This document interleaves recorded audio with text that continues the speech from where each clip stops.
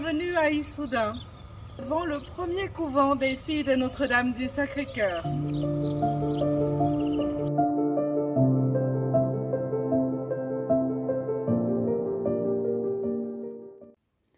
Le 7 décembre 1882, la petite communauté Filles de Notre-Dame du Sacré-Cœur de 6 sœurs est réunie pour écouter le Père Chevalier. Il annonça, comme tout le monde s'y attendait, que le lendemain serait le début du noviciat. Puis il ajouta « Et Sœur du Calvaire désire être relevée de sa charge. C'est Sœur Marie-Louise qui la remplace comme supérieure et maîtresse des novices. » Une nouvelle ère dans la vie de la congrégation a commencé. Marie-Louise avait accepté du fondateur le rôle de mère spirituelle.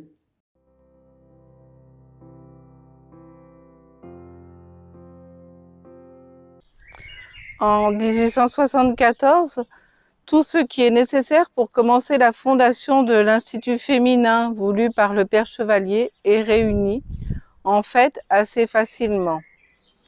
D'abord, il y a des membres prêts à l'emploi, une communauté de religieuses de Paris. Maintenant, allons à Paris pour continuer notre histoire.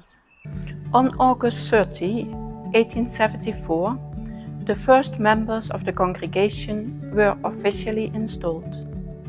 One of the early sisters describes the day for us. On rising the following morning, all donned the habit of the Daughters of Our Lady of the Sacred Heart and went to the Basilica for the 8 o'clock Mass. Father Chevalier blessed and gave to each sister her medal, a medal which later was to become the sign of first profession. Avec l'arrivée de Marie-Louise, la petite communauté a reçu un nouveau souffle et les vocations ont commencé à venir et à rester. Au cours des 2 années où les 5 premières sœurs ont fait leur noviciat, le Père Chevalier est venu plusieurs fois par semaine pour initier la communauté au principe de la vie religieuse.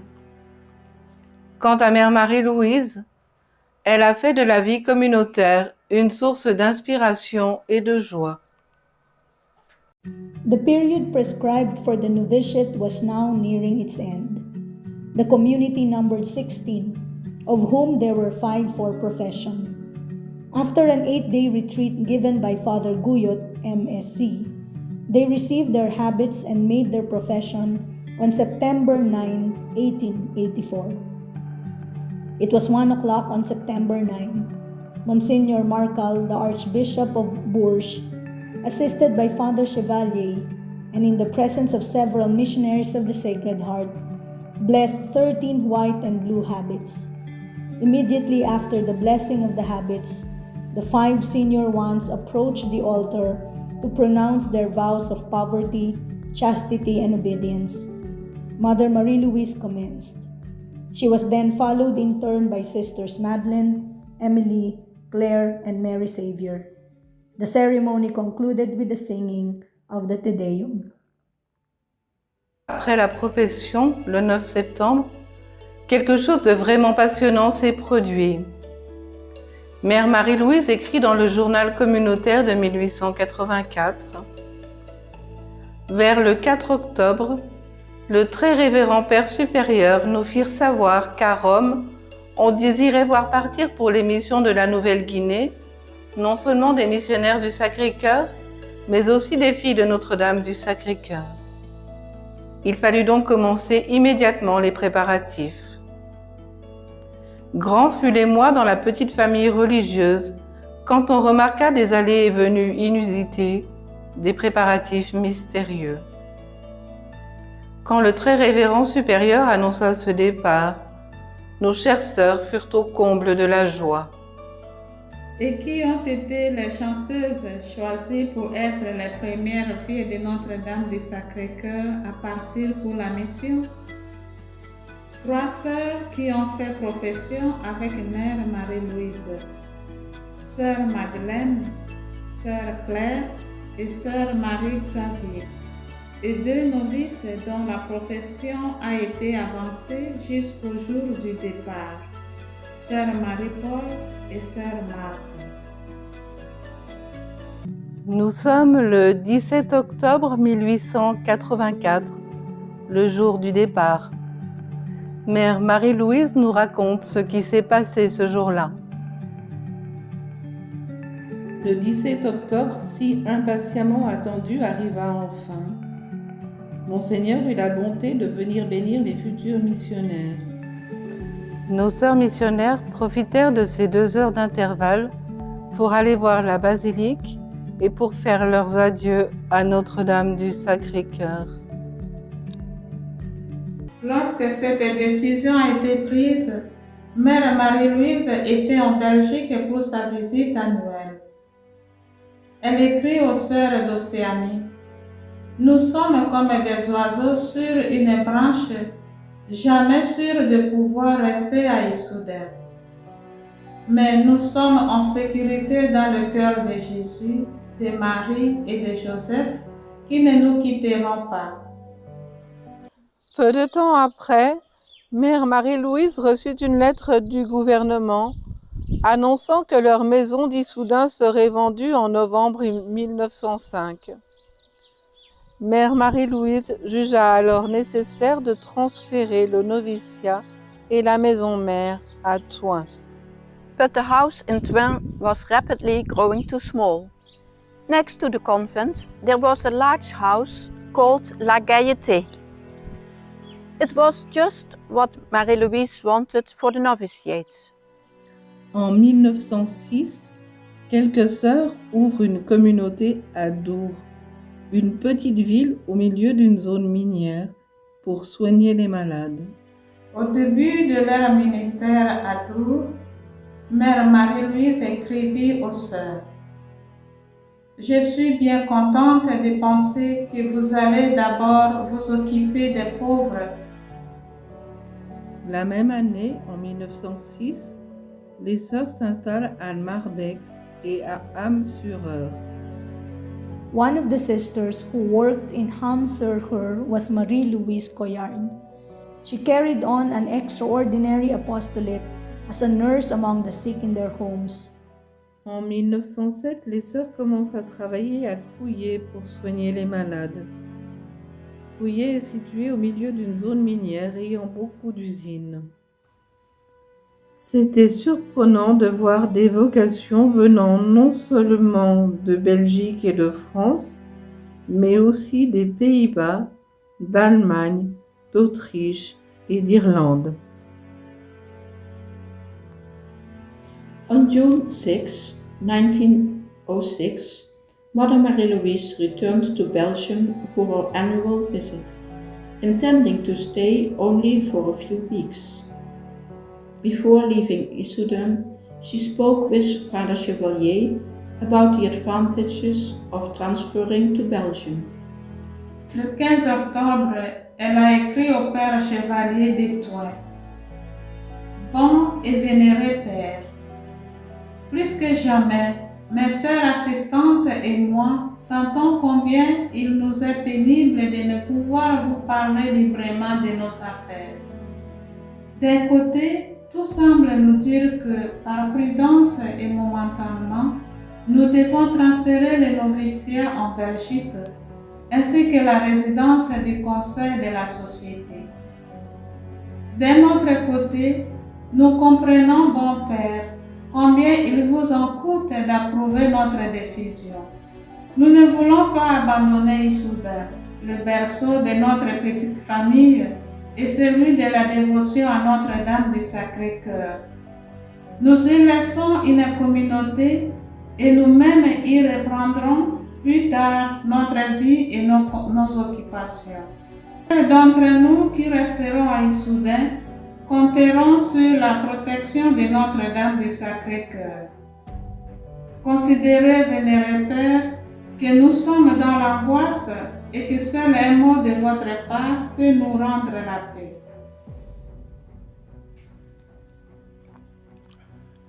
Le 18 octobre, le Père Chevalier répondit: Chère bonne mère, en présence de tous les conseils qui vous sont donnés et des précieux avantages que vous signalez pour la prospérité de votre chère congrégation, je m'incline et fais des vœux pour qu'elle devienne plus florissante sur la terre de Belgique.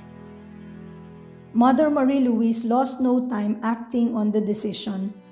After the Archbishop of Bourges and the Bishop of Tournai had given the required canonical authorizations, Mother Marie-Louise speedily transferred the general administration and the novitiate to Belgium.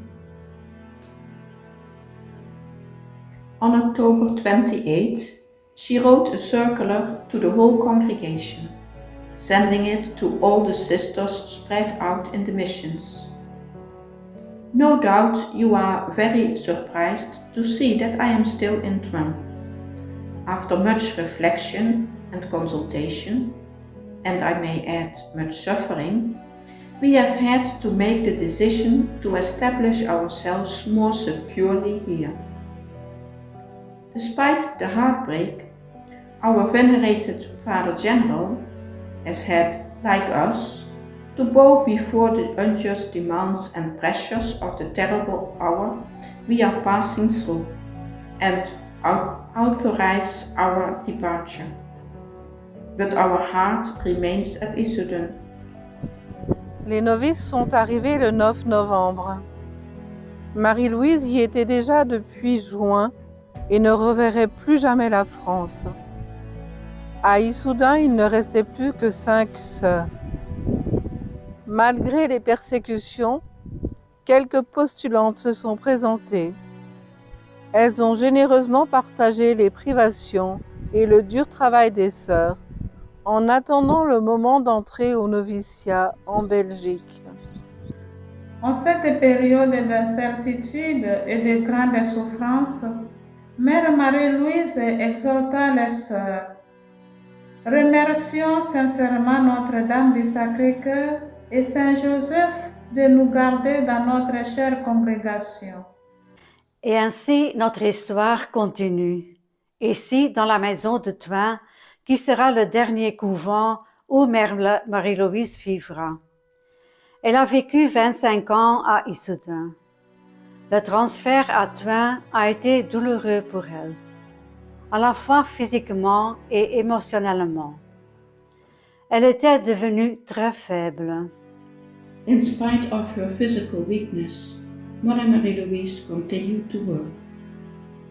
Towards the end of 1906, she submitted our constitutions to the Bishop of Tournai, who on December 4 gave his approbation.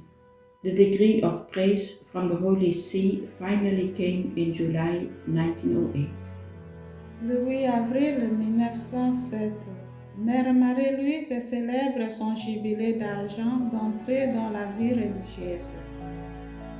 Elle s'attendait à passer son jubilé tranquillement avec sa petite communauté de Twen, mais cela ne pouvait pas être ainsi. Toute la congrégation a célébré avec elle. The sisters from New Guinea had sent her a papal blessing from Pope Pius X, and this filled Mother Marie-Louise's heart with joy. Letters came from all the missions. Mother Gerard from New Britain wrote, "We spent a most happy day. Your portrait, dearest Mother, was placed on a table in our community room. We are all thinking of the happiness of those of our sisters who are so blessed to have you in their midst for your feast." And those lucky sisters were the ones in Belgium. Even her 2 sons had come and stayed with her for a few days. The feast opened the evening before in the presence of Jesus in the Blessed Sacrament and at the foot of Our Lady of the Sacred Heart. Le lendemain, les sœurs se sont rassemblées autour d'elle et ont présenté les vœux, les lettres et les souvenirs envoyés par les missions les plus lointaines. Puis les sœurs ont présenté une pièce de théâtre sur le début de la congrégation qu'elles avaient composée en son honneur. All this was a surprise for her. When she saw this universal expression of the joy of our whole congregation, she was profoundly touched and consoled. With a kindly glance, her eye swept over the big crowd of her sisters. How wondrously had the grace of God worked since those first humble days of 1882.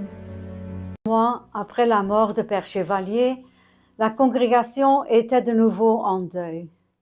Cette fois, pour notre bien-aimée Mère Marie-Louise, qui, le 22 février 1908, a rendu son dernier souffle, accompagnée de sa communauté de Thuin et de son fils, aimé le Père Fernand.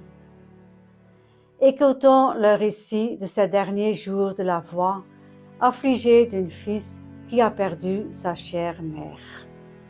More and more she was beginning to feel the burden of her age and infirmity. Her nights in particular were very painful.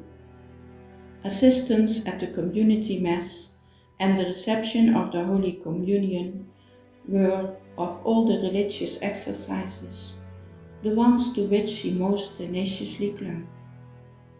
2 sisters used to carry her down from her cell to the chapel in a chair, but at the moment of Holy Communion, she managed to walk up to the altar rails, leaning on the arm of her nurse, a sister.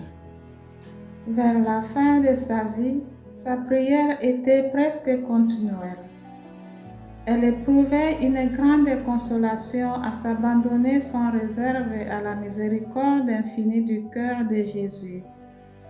Elle aimait à répéter avec ferveur ses invocations. Cœur sacré de Jésus, j'ai confiance en vous. Cœur sacré de Jésus, je crois à votre amour pour moi. Cœur sacré de Jésus, ma misère est immense. Soyez pour moi indulgent et miséricordieux sans mesure. By midday of the 20th, she was showing alarming signs, so the sisters sent for the doctor and the priest.